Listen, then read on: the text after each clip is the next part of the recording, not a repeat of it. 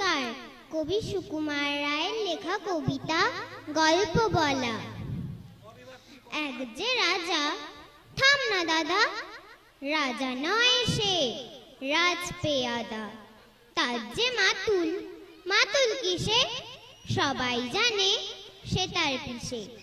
তার ছিল এক ছাগল ছানা, ছাগলের কি গজায় ডানা।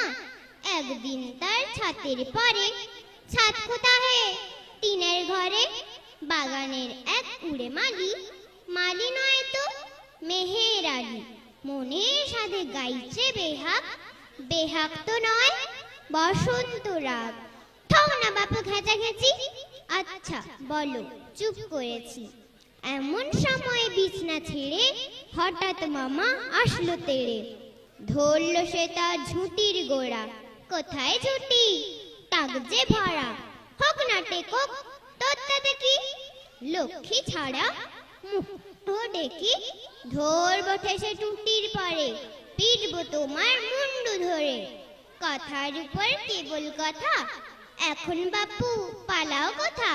নমস্কার।